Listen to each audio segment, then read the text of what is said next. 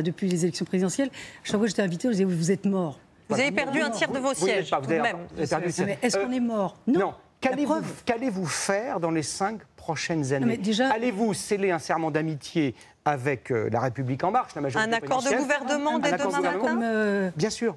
Mes collègues autour de la table. D'abord, il y a quand même 3 faits politiques majeurs ce soir.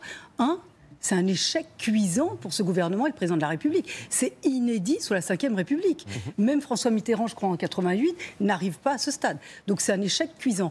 Et de la stratégie d'Emmanuel Macron, parce que maintenant, vous dites c'est l'inflation. Non, c'est l'échec de sa stratégie. Il n'a pas fait campagne. Attendez, oui, c'est sa stratégie qui est en échec.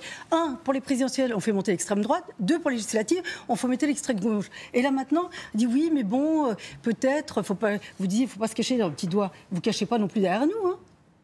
Parce que nous, qu'on analyserait. Voilà. Donc ça, c'est le premier fait majeur. Quand je vois comment Mme Borne est élue, enfin, franchement, c'est un échec aussi pour elle. Premier ministre de gauche. Attends, je termine quand même. Oui, oui, mais c'est une question très intéressante que vous venez de soulever.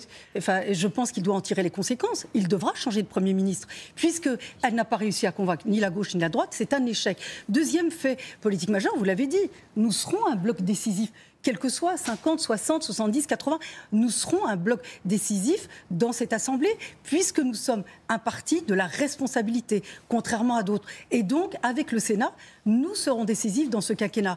Et le troisième aussi fait politique majeur, la gauche représente à peine 25% dans le pays.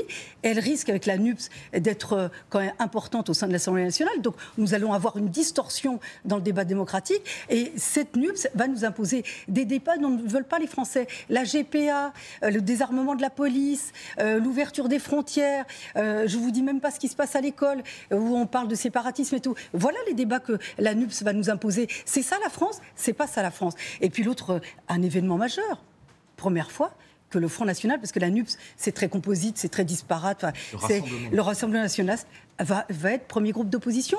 Donc ça veut dire quoi? Commission des finances?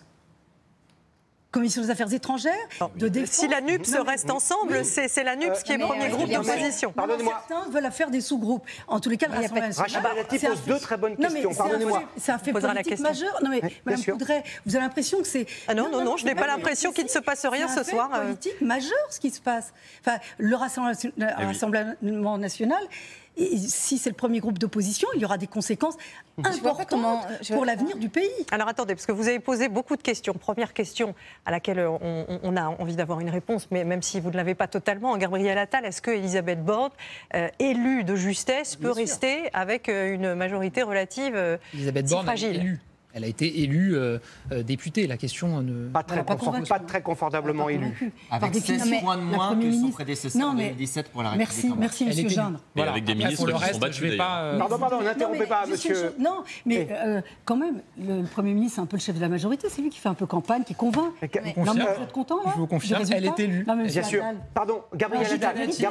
J'ai démarré cette soirée en expliquant que ça n'était pas le résultat qu'on espérait et que je ne me cachais pas derrière mon petit doigt. Vous n'allez pas là me dire que...